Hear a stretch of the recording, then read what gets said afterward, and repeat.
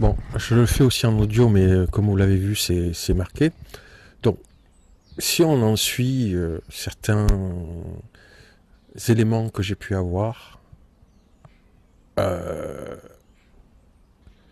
et il y a les commentaires pour me contredire, hein, mais donc n'hésitez pas, hein, c'est un questionnement. Hein. Si on en suit les documents où il y a même vidéo où on voit George Bush avoir certains propos, président américain, évangélique, qui se fait imposer les mains par les pasteurs ou prophètes, je sais pas que sais-je, adoubé par les évangéliques des États-Unis, qui il y a plusieurs années maintenant était plutôt pour que l'Ukraine rejoigne l'OTAN, etc., etc. Et en disant que le feu de l'esprit, surtout américain, hein, pas démocratique, enflamme tous les pays de l'Europe de l'Est. Hein, en gros, j'ai une vidéo sur ça. Hein, dont plutôt George Bush, évangélique, qui se fait adouber par les 10 chrétiens évangéliques aux États-Unis, qui, à nombreuses années, estimaient que c'était normal de vouloir faire en sorte que les pays de l'Europe de l'Est adoptent les principes américains. Et si on en suit donc George Bush, ce chrétien évangélique-là, il y a plusieurs années, et Donald Trump, qui maintenant, au nom de son évangélisme aussi, dit qu'il n'y aurait jamais dû avoir la guerre en Ukraine, et qui va l'arrêter, etc. En tant que chrétien, moi je n'ai pas de dénomination, je ne pratique pas de culte, qui dois-je écouter? George Bush est encore vivant. Donald Trump, il a été clair. Même Donald Trump, il changerait d'avis maintenant. Par orgueil, qui dirait, ah, de Nikos ou d'autres disent ça, eh ben, je vais faire la même politique que de George Bush, de vouloir continuer cette influence américaine en Ukraine, etc., etc. Et au lieu d'arrêter la guerre. Parce que finalement, puisqu'il dit ça, je vais être d'accord avec George Bush. Ça n'aurait pas de valeur, parce qu'il a dit publiquement, et ça ne serait pas sérieux. Il a été élu, et il a redit ça, qu'il allait arrêter la guerre en Ukraine. Donc, deux chrétiens évangéliques, américains, certainement exceptionnalistes sur certains côtés. Le chrétien en France, parce que les chrétiens doivent, c'est biblique, doivent écouter ce que les autres chrétiens ont à dire. Le chrétien en France, qu'il soit évangélique ou pas,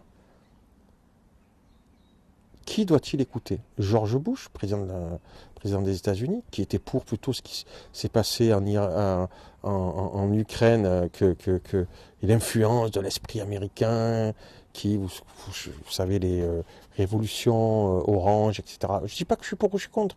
Je ne parle même pas du sujet là. Moi, on voit sur ma chaîne que je suis attaché aux droits et libertés fondamentaux, que je l'entreprends de manière assez méthodique. J'ai fait des propositions, peut-être d'une manière un petit peu différente que ces exceptionnalistes ou potentiels exceptionnalistes américains. Donc, ce n'est pas le sujet des droits et libertés fondamentaux. Je parle de gens qui ont la foi, qui prétendent être élus de Dieu ou être appelés de Dieu, comme Trump, hein, il y a une vidéo. Je vous montrerai tous ces faits, hein, si vous voulez. Hein. George Bush qui dit qu'il allait enflammer l'esprit de la liberté, etc., tout l'Europe de l'Est, mais à leur manière. Moi, j'ai une autre manière, j'ai une autre proposition. Donc, ce fait-là, vidéo, je peux vous montrer, je l'ai montré plusieurs fois. Et puis, maintenant, Trump, qui dit qu'il va arrêter la guerre en Ukraine, qu'elle n'aurait jamais dû avoir lieu hein, avec lui, aussi chrétien évangélique. Hein? Les deux sont vivants encore. Le chrétien doit écouter qui? Hein? Deux personnes qui se croient quelque part appelées de Dieu ou élues de Dieu. Hein? Donc c'est une question simple.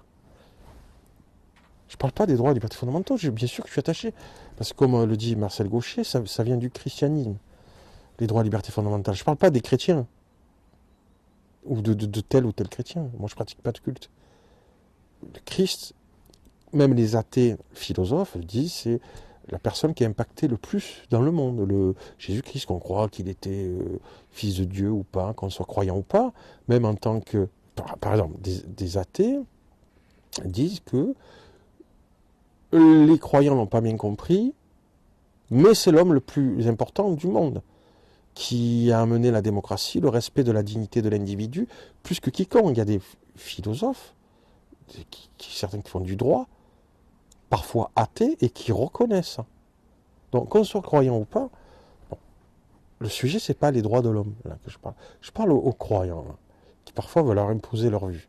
Moi, j'ai la foi, mais je ne fais pas de prosélytisme, et je ne m'en vante pas, parce qu'il faut être à la hauteur, et toujours, tous les jours progresser, plutôt que de rouler des mécaniques parce qu'on est croyant. D'ailleurs, comme des athées roulent des mécaniques parce qu'ils sont athées, hein, en traitant les croyants d'imbéciles. Pour ça, il n'y a pas de... Il n'y a pas de jaloux. Donc, c'est surtout aux croyants, normaux, entre guillemets, on pourrait entendre dire, ou très militants, hein, comme il existe même en France, qui faut-il écouter? George Bush ou Donald Trump?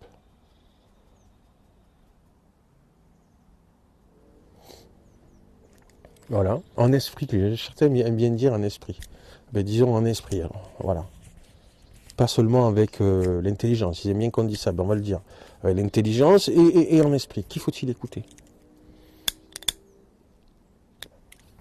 Voilà, vous avez les commentaires, surtout si vous êtes chrétien. Vous pouvez remettre en perspective, dire que ce que je dis, ça n'a pas de sens, ou que c'est faux, George Bush n'a jamais été comme ça, Donald Trump n'a jamais été comme ça, peut-être. Hein. D'ailleurs, c'est pas besoin de s'énerver, puisque je le dis moi-même, que vous pouvez, sur ce sujet, m'en dire ou m'en apprendre un peu plus en commentaire, n'hésitez pas. Sinon, si c'est plutôt vrai ce que je dis, répondez à la question, qui faut-il écouter? George Bush ou Donald Trump? Si vous êtes chrétien, qu'il faut écouter les autres chrétiens d'ailleurs. Hein, voilà. Bonne journée.